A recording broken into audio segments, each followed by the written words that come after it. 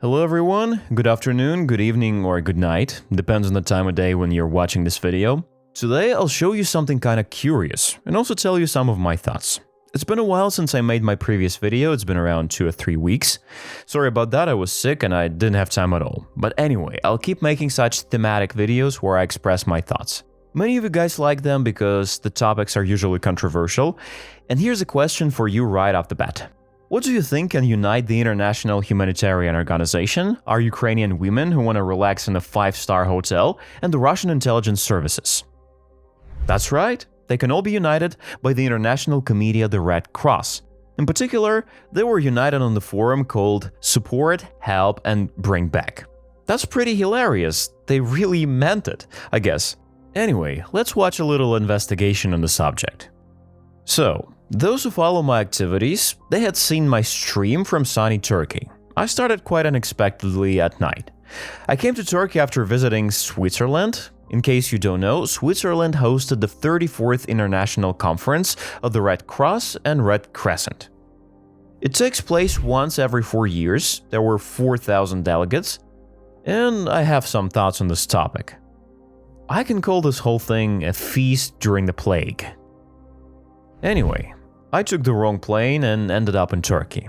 I came there by accident, but actually it's not quite the case because the Red Cross was there. I just want to help everyone to get to the bottom of this because there are a lot of unanswered questions. And I believe that we have to get to the point here. I don't think that it's right to say that I'm trying to destroy that organization. I just want this organization to start doing its job that it's supposed to be doing. In particular, my direct interest is that they should finally be brought to our defenders, to our heroes who are in Russian captivity, and the Red Cross should start adhering to the Geneva Convention. That's as far as it goes. So, let's get started.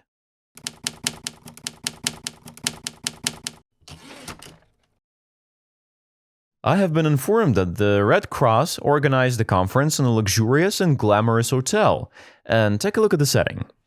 We're in Elena. There's the hotel, swimming pools, there's the sea over there.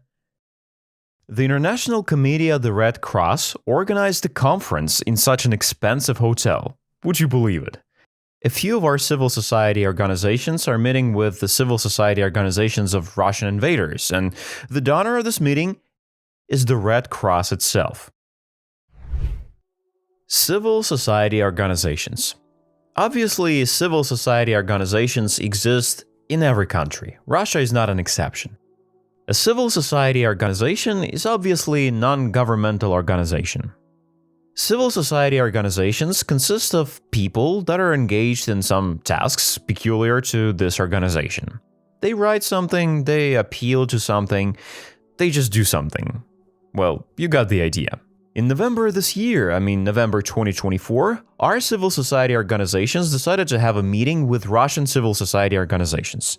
Everything will be fine, but they decided to hold it under the banner of the International Committee of the Red Cross in the nice city called Alanya in Turkey. And what's interesting is, who paid for the conference? Right, this organization. I'm talking about the Red Cross, which is supposed to be dealing with other things, but we're gonna discuss this further in the video. You can immediately say that this is a noble mission. Civil society organizations decided to get together, discuss things, because supposedly the country is not doing anything in that direction. But this is the first thought that comes to mind. But we will dig deeper and it will be much more interesting, so watch this until the end. Knowing what was going on at this event, I want you to feel the atmosphere that was created there. There was a good atmosphere, and in order not to miss anything important, realizing that the success of my sort of investigation will be very modest, I decided to record as much as possible. Everything that's happening and everything that can be seen. How they meet, who walks in, who came from the Russian side, who came from our side. It was quite interesting. The personalities who got there were quite engaging and very spectacular, if we can put it that way. Look. Now you see Nikolay Bragin, the head of the Russian Public Organization of Russian Combat Veterans. He graduated from the Lenin Military and Political Academy. He has been to all possible hotspots. He was promoted to the rank of colonel and then became the head of the communications department of OK Transneft. The All-Russian Organization of Combat Veterans of Russia fully supports the tasks assigned by the chief commander of your country's president, Vladimir Vladimirovich Putin.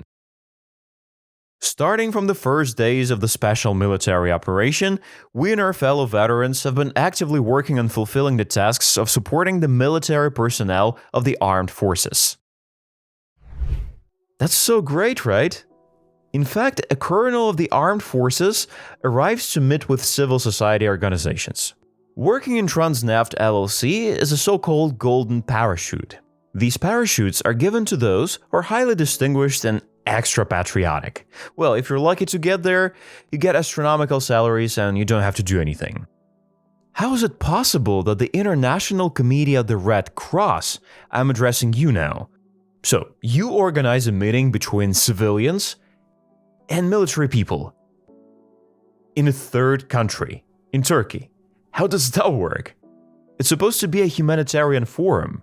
High-profile topics are supposed to be discussed there, like helping prisoners of war.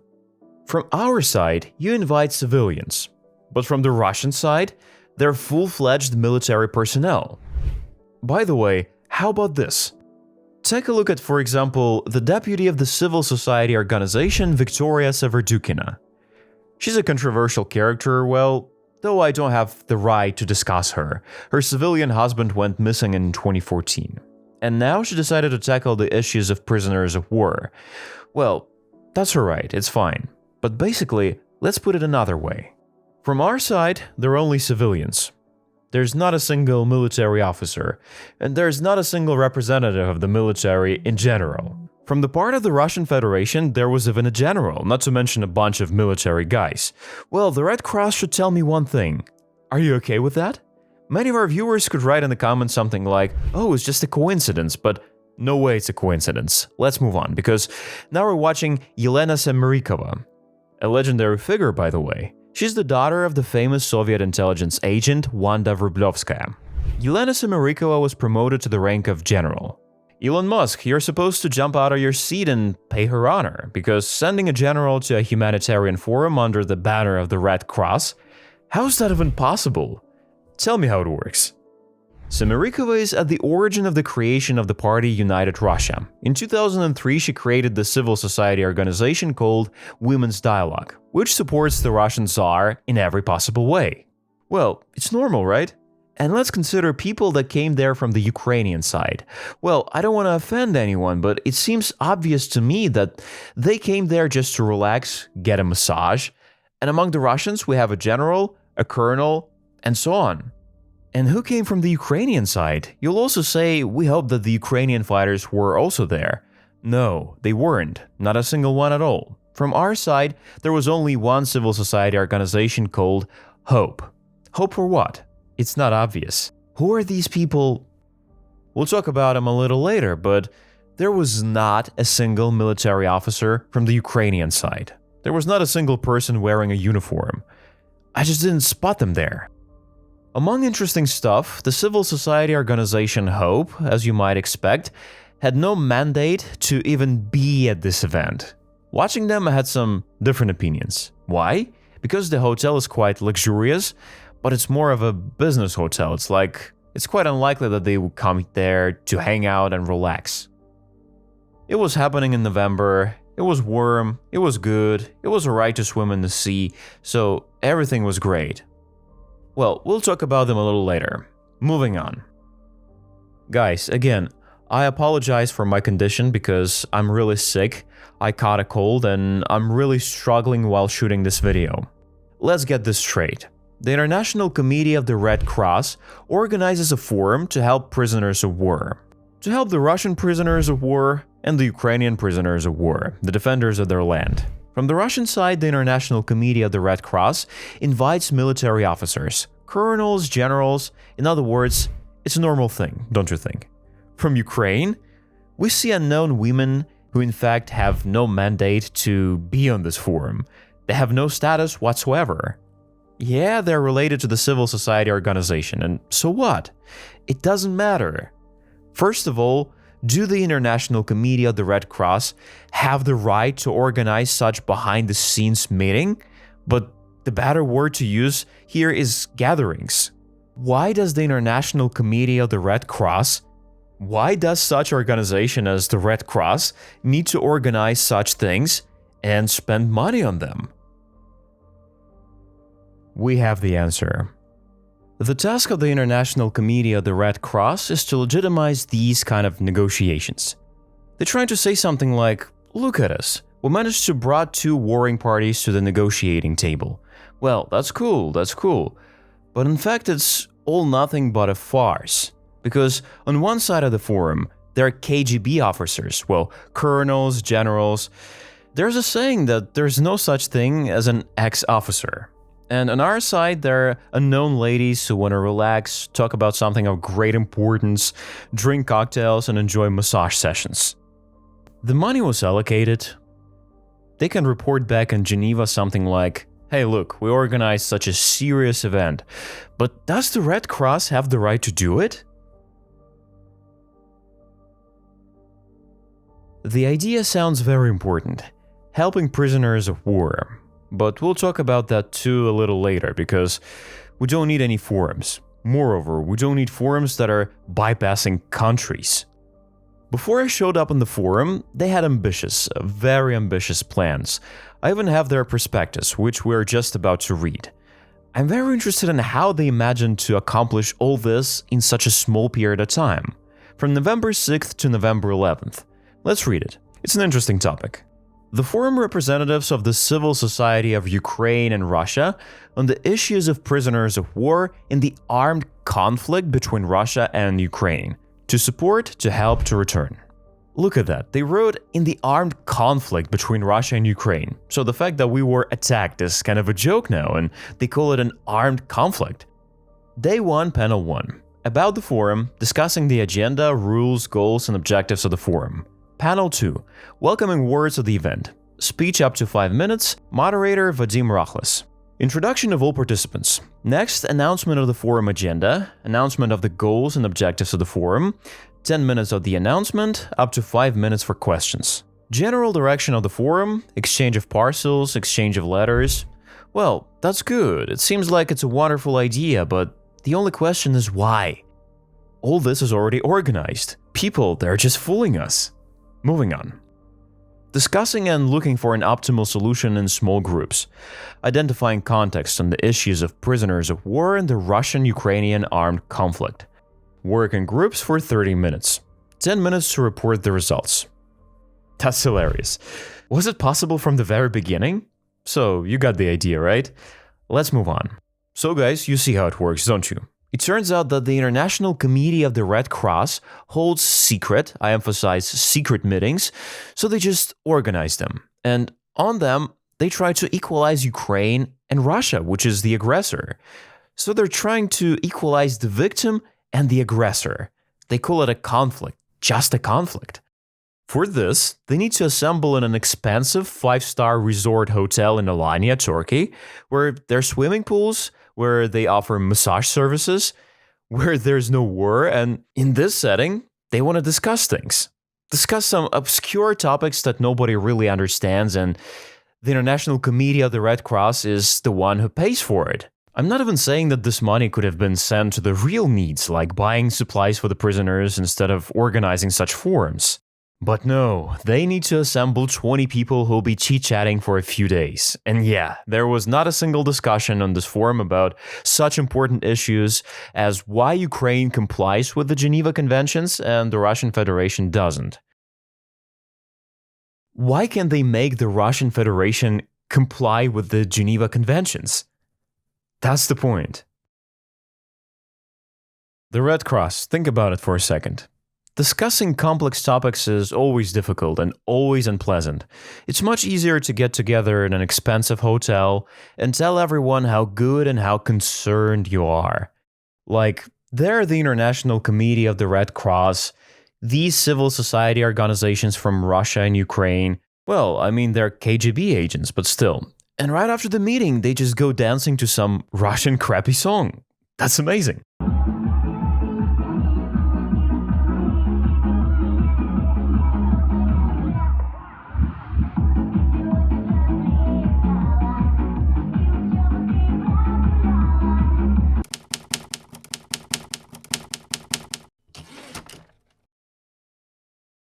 A feast during the plague. That's what I'm calling it. For staying in the hotel for 3 days, Wednesday, Thursday, Friday, I paid $1,200, plus travel expenses. The travel with the flight cost somewhere around $1,500. In the end, with different insurances, in total, it all cost me around $3,000. Well, for the two of us. I wasn't alone. The International Committee of the Red Cross organized the meeting. There were somewhere around 20 people. I saw 20 chairs with my own eyes. They stayed there for a longer period of time than 3 days. They stayed there for 6 days in total. They were there on Saturday, Sunday, and Monday. Like I said, they spent 6 days in a luxury hotel. I shelled out $1,200 to stay there for 3 days. If I had stayed there for the weekend, I would have needed to pay an extra $1,000 minimum. Why? Because the hotel is very classy and people who just live in Turkey go there very often. It's a nice, rich-looking hotel with lots of entertainment. Lots of different things. In short, the International Committee of the Red Cross shelled out $100,000, I think, minimum, to organize this gathering. To organize a meeting for people who don't even have a mandate. They weren't authorized to organize anything. Why couldn't they just discuss these issues on Zoom conference, for example? I mean, they could just call each other on Zoom and discuss all that stuff. And this way you don't need to waste $100,000 to nothing. Why couldn't they meet at the International Committee of the Red Cross headquarters? Why was it necessary to do this secret meeting with no announcements without giving any information about it? And why couldn't they spend that $100,000 on the prisoners of war? Buy them clothes, buy them food, buy them medicine, or just help them in some way. Check on them. This whole thing should not have been conducted in Alanya, which is a resort town. It's stupid nonsense. It's a feast during the plague. That's what it really is. Let's face things as they are. The International Committee of the Red Cross clearly realized that it wouldn't achieve anything, and they disguised their involvement as much as they could. They prohibited spreading any information that the International Committee of the Red Cross has something to do with it, in terms of sponsorship and donations. But I managed to do everything that you like the most. I broke into there. I secretly recorded all the comments of one of the participants, who publicly said that the sponsor of their movement and their donor is the International Committee of the Red Cross. And I asked this question after I saw the Red Cross symbols and signs on the table where the delegate from the Red Cross was sitting. Does the Red Cross have something to do with this? Yeah, sure. I mean, they are sponsors. This project has been in preparation for almost 2 years. The representatives of the Russian side sit over there. I see. And the representatives of the Ukraine sit over here. And where can I sit? Do you have any vacant seats? I want to record this and show it to people. Once again, the International Committee of the Red Cross paid for the meeting of people who, in fact, probably had no right to meet. Given that there were no official representatives from the government, from the Ukrainian State Security Service, the military security force, no one was there. Even the ambassador wasn't there. Normally, there are ambassadors present in the events like this. Well, because it's supposed to be an important meeting. For some reason, people think that international organizations, especially those that are funded through donations, through fundraising, should be open, transparent, public, so to speak. But no, the recording is strictly forbidden. There are no journalists at the meeting. They didn't call anybody. No one was invited. This piece of footage proves that the International Committee of the Red Cross did indeed act as a donor. I recorded it before the meeting started. But then, they kicked me out, and I hope you're gonna like this. I don't understand why such important negotiations are going on without press coverage. Why there's no recording, why there were no streams. The internet is great there, by the way. There were 400 megabits everywhere. So, what did they agree on? What did they sign in the end, or did they sign documents for cooperation with the Russian KGB? We will also discuss that. Once again, I secretly recorded it in order to keep the memory so that it's not just words. The entire hidden recording will be shown at the end of this video after I express some of my thoughts. Was interested in listening to that whole thing? you will have the opportunity to listen to it a little bit, because they kicked me out really fast. To sum it all up, the International Committee of the Red Cross organizes a secret forum, I emphasize that it's a secret forum, where supposedly Russian civil society organizations meet Ukrainian civil society organizations. This meeting was supposed to make the life of prisoners of war easier, but it's just nonsense. It's a complete nonsense. Meanwhile, from the Russian side, the military forces arrive. That's just great. They need a forum to show what organizations participate in the Red Cross meetings. At these meetings, no one will say to them that they're not complying with the International Convention. Nobody will ever say that the Russian Federation is committing crimes against humanity. The International Committee of the Red Cross is happy. They can show everyone and tell everyone that they have organized a forum where they brought the warring parties together. It's wonderful.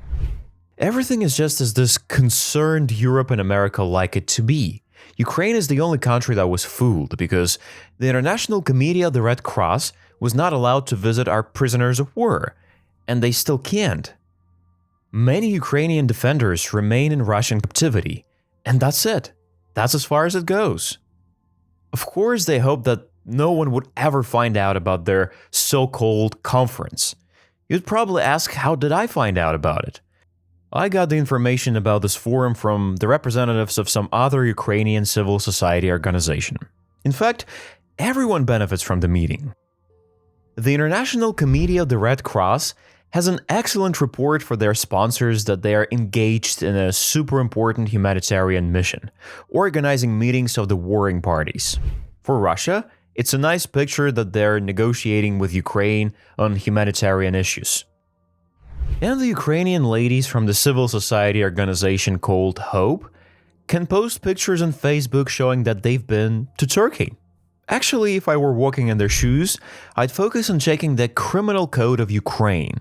I'll quote, "Many of my viewers know that I have a law degree, but in order not to be biased, I asked my fellow lawyer to comment on the potential consequences of participation in such forums." And here's what he said in essence. The participants from the Ukrainian side who took part in the forum called "To Support, Help and Bring Back" could potentially be suspected under Article 101, Part 1 of the Criminal Code of Ukraine, high treason. In particular, acts that were committed by a citizen of Ukraine to harm the information security of Ukraine, as well as, in particular, the defense capability and national security of Ukraine, provided that it was done under the condition of a martial law. Due to the fact that the participants of the forum in their program and during the conference avoided and prohibited the use of the word war, military actions, replacing them with the word conflict, it's necessary to consider the possible crime specified in Article 436, Part 2 of the Criminal Code of Ukraine.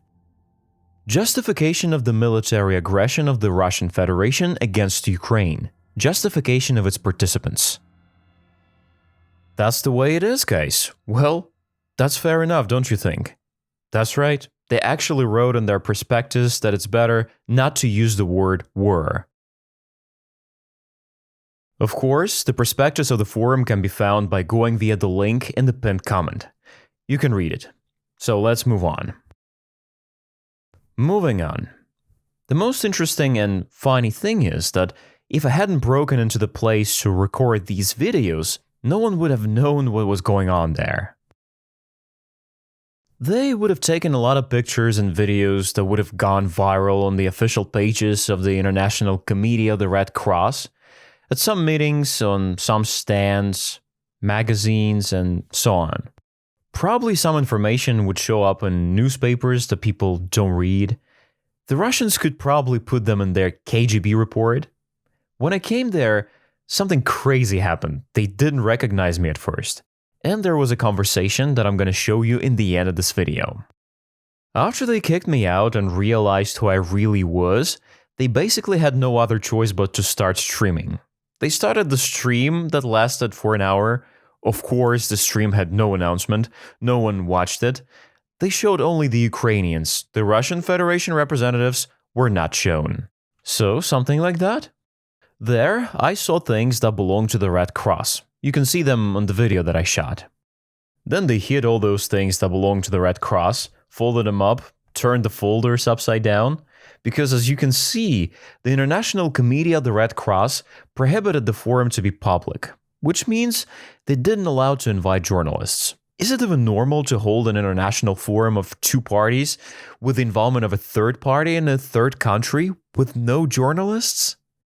The task of the participants was not to expose the International Committee of the Red Cross in the meeting because, obviously, there are going to be questions like, where did $100,000 go? On cocktails and massages? Oh, I pointed out the wrong side of my t-shirt, but never mind. So here's some of my thoughts that I'm going to express in black and white format. Don't get me wrong, I'm not trying to destroy the Red Cross. I don't need this. I want them to fulfill their obligations, and that's it.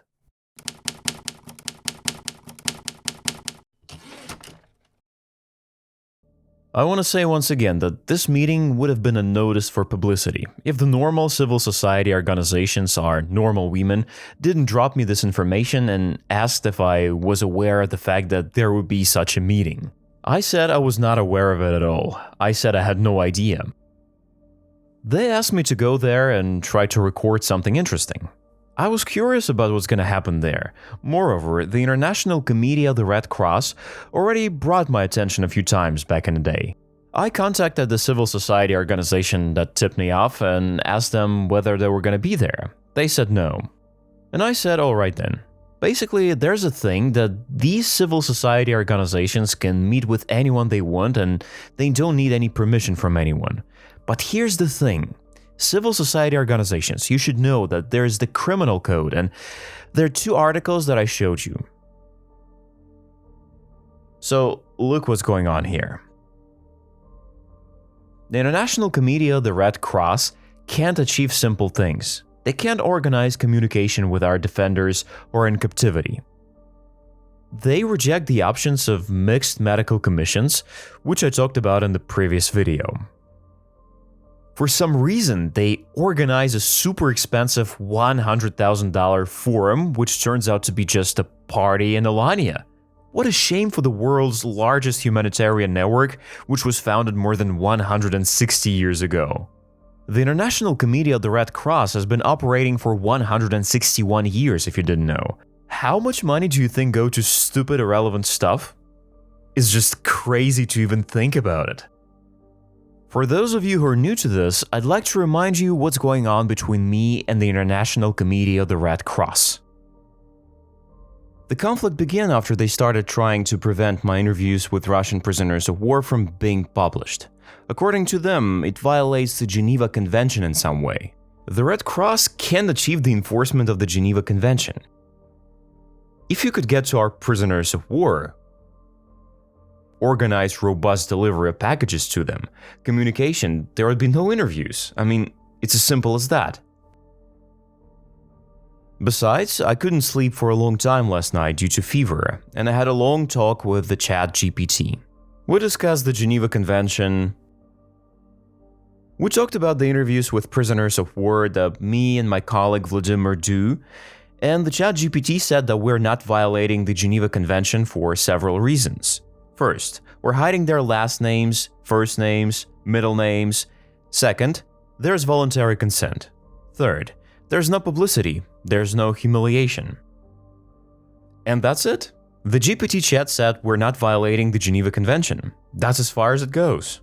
Excuse me, if some of the invaders who attacked my country say that the population of Russia is about 4 million people, who's humiliating whom? If the invader can't name the months of the year and can't figure out 3 plus 15, who is humiliating and insulting whom? That's how it is. You got the idea.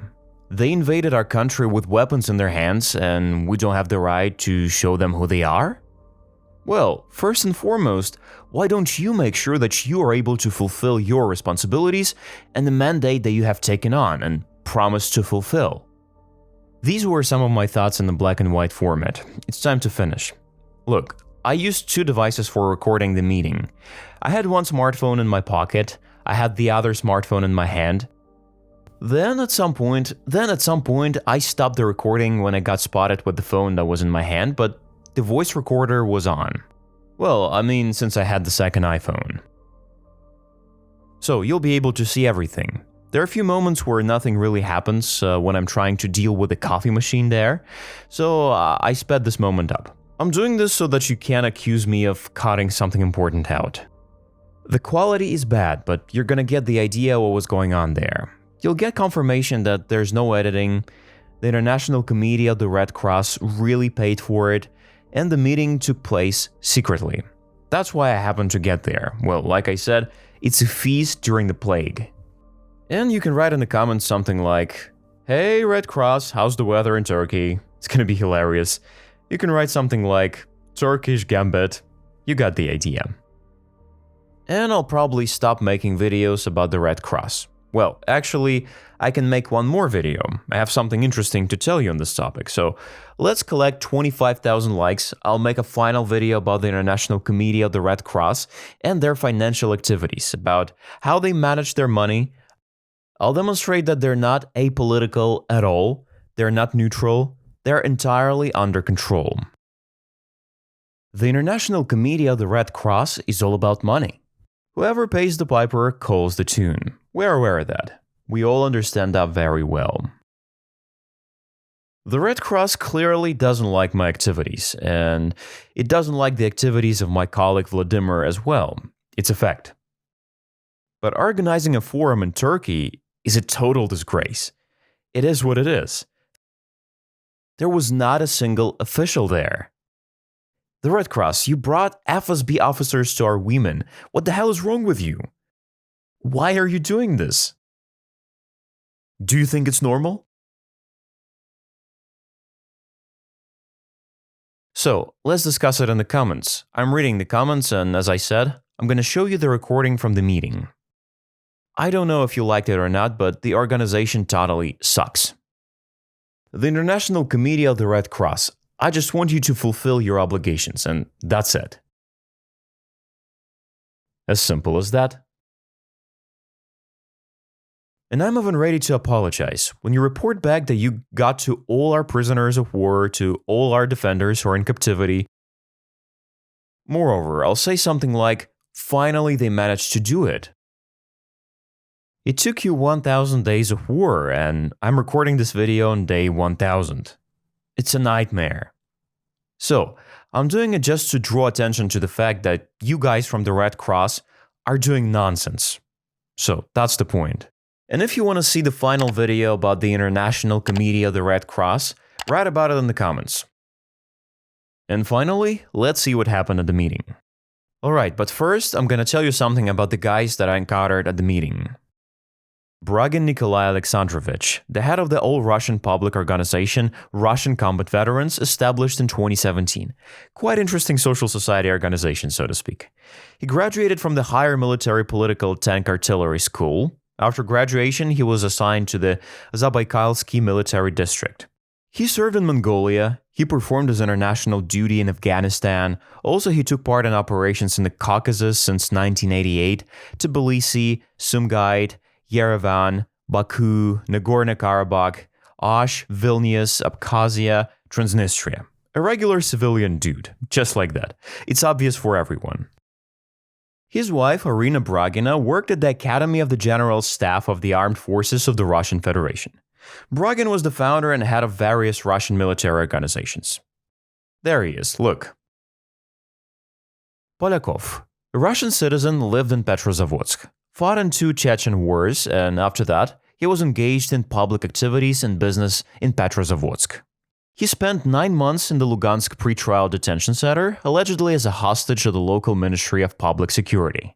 After the release in 2017, he stayed in Ukraine and dealt with the issues of Ukrainian prisoners of war and civilian prisoners of war in the territory of Russia. He had a residence permit in Ukraine but didn't give up his Russian passport. Before the beginning of the full-scale war, he went to Russian Federation. Elena Semirikova. She was born on May 27, 1957. She's the daughter of Soviet spy Wanda Vrublovskaya. graduated from Moscow State University of Economics and Stylistics, worked as an economist in the rear services of military conflicts in Afghanistan and Nagorno-Karabakh. She was chairman of women's councils in military garrisons.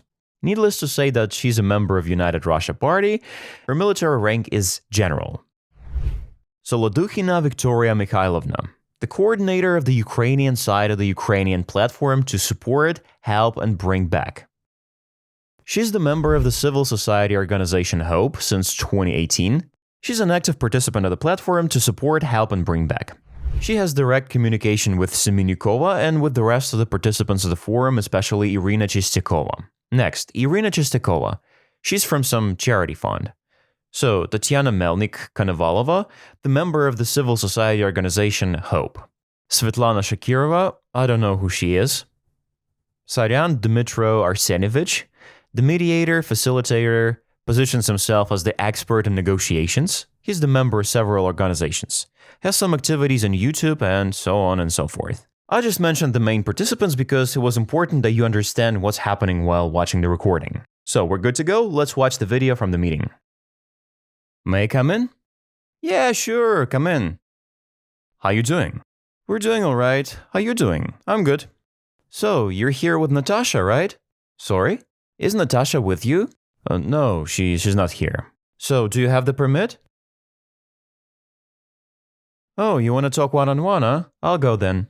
So, do you have the permit to be here? No, I don't have one. I'm on vacation. Oh, so your wife is not here, right?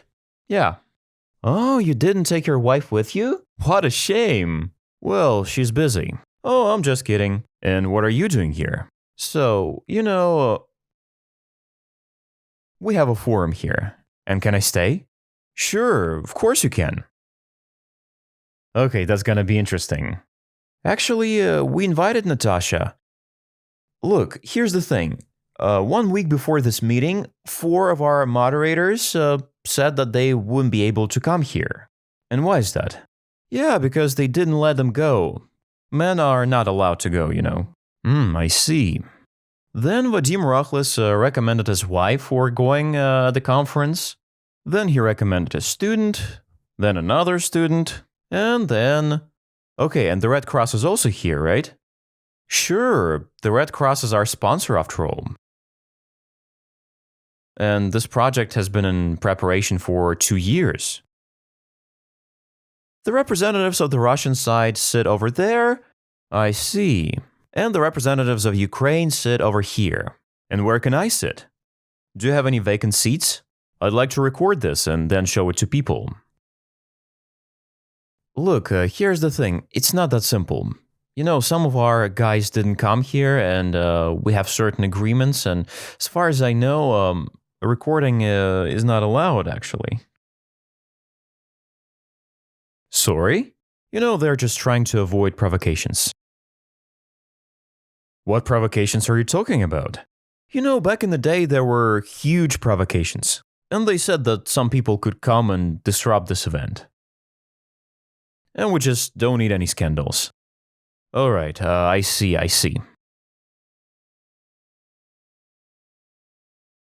Anyway, where can I sit? I think somewhere here. We'll figure it out when everyone come. That chair over there is vacant as far as I know. You mean that one? Yeah. And all other seats are reserved? Yeah, and by the way, you can help yourself if you're hungry.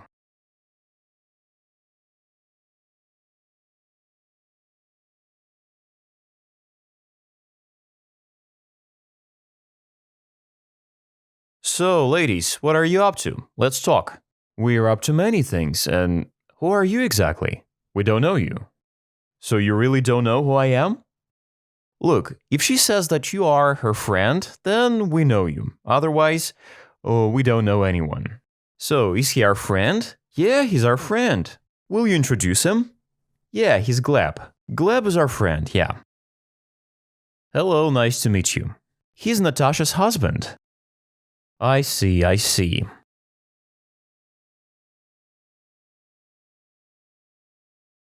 Actually, this guy is our friend who helped us with one project. No, you're confusing me with somebody else. Actually, I'm not Gleb. Then we're gonna begin your interrogation.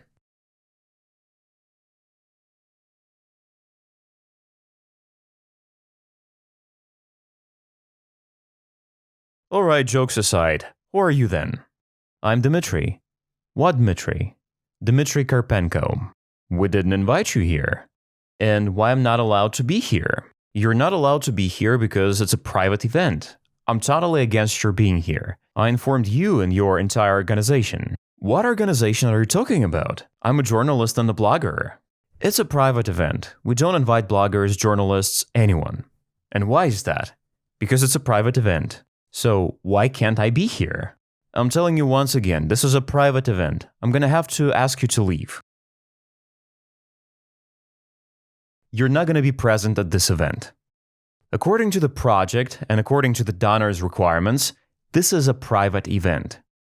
No journalists, no bloggers, no press, no one is allowed here. It's a private event. Is that clear? Okay, well, could you tell a few words on camera? Doesn't anyone really know who I am? I'm sorry, I confused you with another guy.